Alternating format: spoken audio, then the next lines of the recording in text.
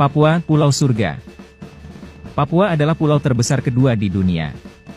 Pada akhir tahun 500 Masehi, pengarang Tiongkok bernama Gao Yuhua memberi nama Tungki. Dan pada akhir tahun 600 Masehi, Kerajaan Sriwijaya menyebut nama Papua dengan menggunakan nama Janggi.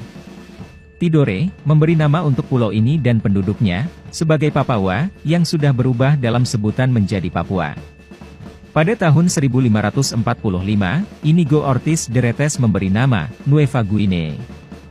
Dan ada pelaut lain yang memberi nama Isla del Oro yang artinya Pulau Emas. Robin Osborne dalam bukunya menjuluki provinsi paling timur Indonesia ini sebagai surga yang hilang. Tidak diketahui apakah pada peradaban kuno sebelum Masehi di Papua telah terdapat kerajaan. Bisa jadi, zaman dahulu telah terdapat peradaban maju di Papua.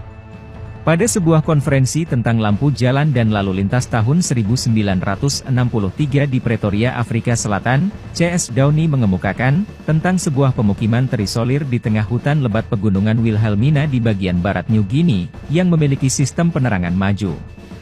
Para pedagang yang dengan susah payah, berhasil menembus masuk ke pemukiman ini, dan menceritakan kengeriannya pada cahaya penerangan yang sangat terang benderang, dari beberapa bulan yang ada di atas tiang-tiang di sana. Bola-bola lampu tersebut tampak secara aneh bersinar setelah matahari mulai terbenam, dan terus menyala sepanjang malam setiap hari.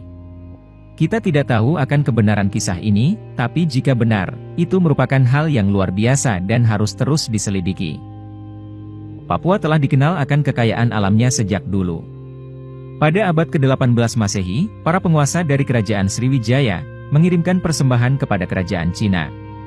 Di dalam persembahan itu terdapat beberapa ekor burung cendrawasih, yang dipercaya sebagai burung dari Taman Surga, yang merupakan hewan asli dari Papua. Dengan armadanya yang kuat, Sriwijaya mengunjungi Maluku dan Papua untuk memperdagangkan rempah-rempah, wangi-wangian, mutiara, dan bulu burung cendrawasih. Pada zaman Kerajaan Majapahit, sejumlah daerah di Papua sudah termasuk dalam wilayah kekuasaan Majapahit. Pada abad 16, pantai utara sampai barat, daerah Kepala Burung sampai Namatota Kabupaten Fakfak di sebelah selatan, serta pulau-pulau di sekitarnya menjadi daerah kekuasaan Sultan Tidore. Pada awal abad 20, perburuan cendrawasih masih marak terjadi. Burung-burung yang diburu, dibawa hingga ke Eropa hingga kakinya patah. Tujuannya, bulu cendrawasih yang halus dan berwarna tersebut, akan dijadikan hiasan mahkota dan topi para bangsawan.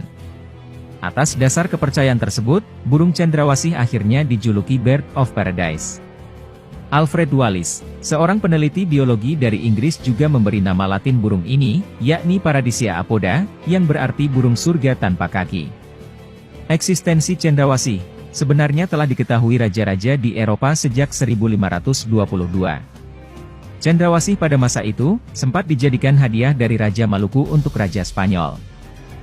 Papua terkenal dengan produksi emasnya yang terbesar di dunia, dan berbagai tambang serta kekayaan alam yang begitu berlimpah, serta merupakan surga keanekaragaman hayati yang tersisa di bumi saat ini.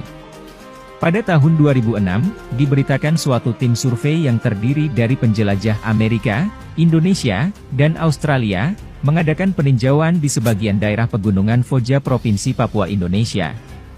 Di sana mereka menemukan suatu tempat ajaib, yang mereka namakan dunia yang hilang, dan Taman Firdaus di bumi, dengan menyaksikan puluhan jenis burung, kupu-kupu, katak, dan tumbuhan yang belum pernah tercatat dalam sejarah.